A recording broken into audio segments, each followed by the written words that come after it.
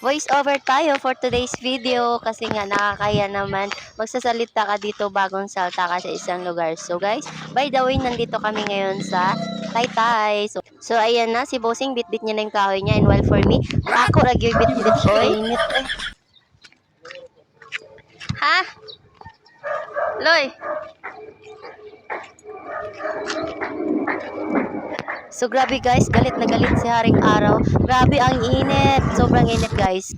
So ito yung daanan papunta dun sa gagawing kubo. So while for me guys, ini-enjoy ko talaga yan dyan umapa kasi parang rare talaga yung apakan niya. Hindi ko maintindihan kung lumulubog sa bigat ko or sadyang ganyan talaga, no? Agay, agay. O, di ba? Video pa more. So, ayan na nga. Ito na nga yung pinapagawa ni Bossing na kubo. So, kahapon pa talaga yan. Kaso nga lang, napurnada dahil nga matagal yung delivery ng materyales. So, ang ginawa na lang nila ay nagbakod and then naglagay na lang ng poste. So, ngayon, itutuloy nila, maglalagay na lang sila ng yero. So, for now, nakikisilong muna kami sa magiging kapitbahay namin soon. Hala, ayan, so maraming salamat sa iyo, ate. Grabe si ate, napaka-giving niya, ang bait. So maraming salamat, ate. So baka pag kami na magiging kapitbahay mo ay magsisi ka. Good luck na lang. So ayan, maglagay na sila ng pamakuan ng yero sa taas. Walang laman yung ilalim? Ha? Ayan.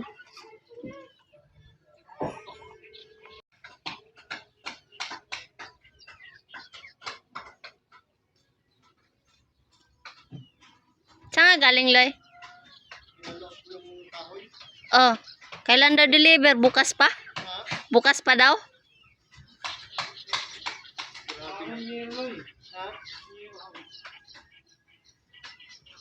Ano, bukas pa daw deliver yung kahoy? Yung kahoy, kung sa pinalok ko eh. Nagsasalita yung ano ko? Yung cellphone mo? May init nga siya eh. Anong reliyon na nila? Oh. Ano meron? Ano meron? Hilain natin. Hilain mo. Sampa mo dyan sa tali para hindi bababa. Sa ibabaw.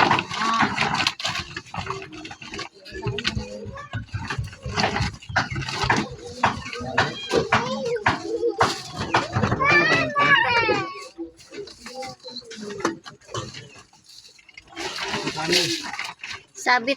Sabi ko.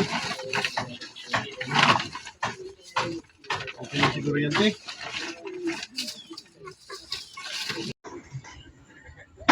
Okay talaga siya.